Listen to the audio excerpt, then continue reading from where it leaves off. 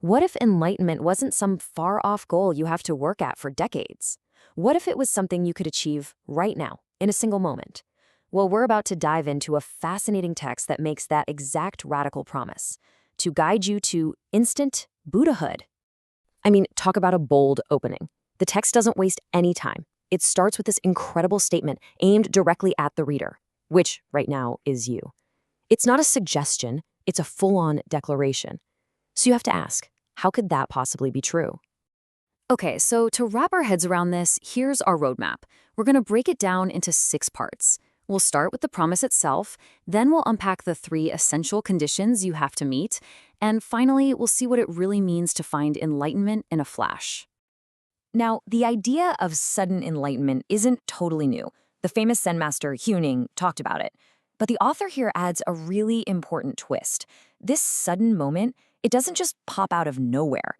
It's more like a tipping point, the final breakthrough for people who have already done the inner work and are right on the edge. And the motivation for sharing all this? It's pretty ambitious. The author wants to create a great path of Buddha light for all of humanity. And this framework we're about to explore, well, that is the map to get there. So, this is the crucial part. The author argues that becoming a Buddha isn't about getting some kind of superpower or mythical status. It's about meeting 3 very specific conditions.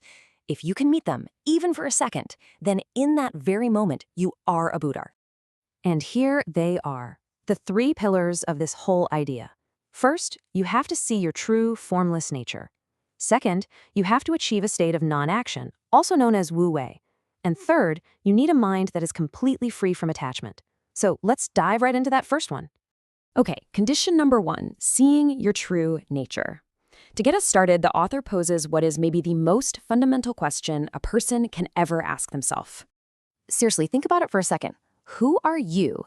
The author's approach is to start stripping away everything you think you are, layer by layer, just to see what's left standing at the end.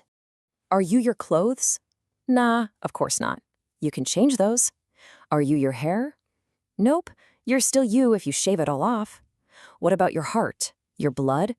Well, with modern medicine, you can even replace those, and you are still you.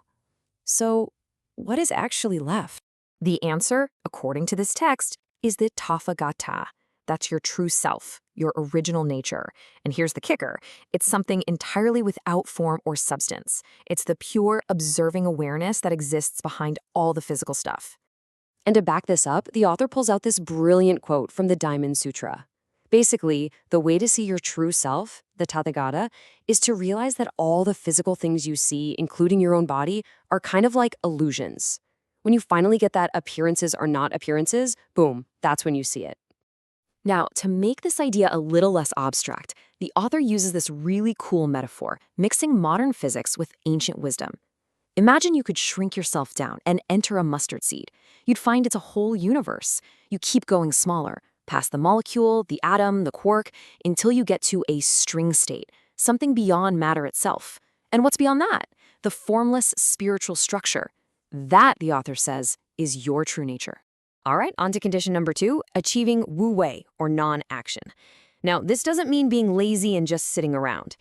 It's about stopping a certain kind of action, the purposeful, grasping, striving kind of action that, as the author argues, is always flawed and actually pulls us away from our true selves.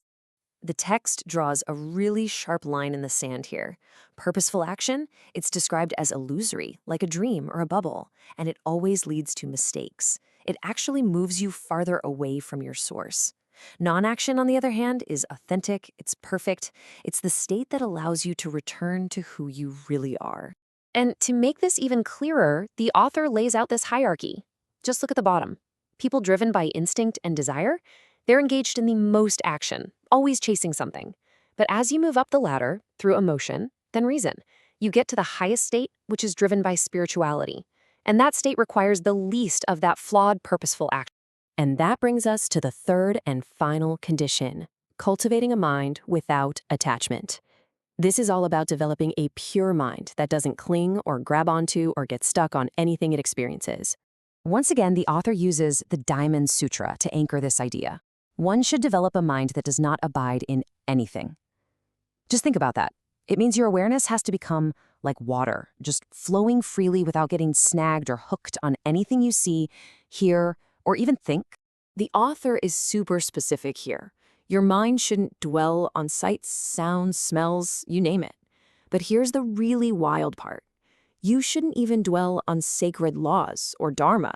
Why? Because clinging to religious rules or scripture is just another kind of attachment, another trap for the mind.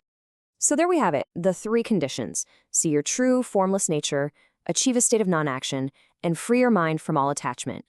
When those 3 things align perfectly, the author says, you become a Buddha in that very instant. And this, of course, brings us to the question that's probably been nagging you this whole time. After all of this, after all the philosophy, can becoming a Buddha really be this simple? Well, the author's answer is a brilliance paradox.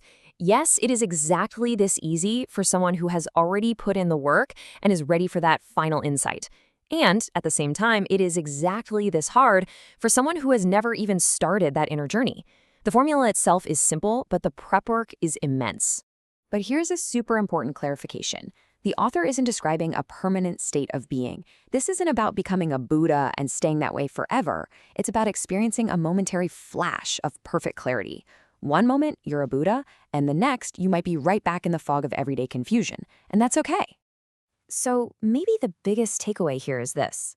Enlightenment isn't some distant finish line you have to cross. It's a state you can access right now. It's a flash of insight that you can catch in any given moment. And the only question that's left is, can you create the conditions to catch it?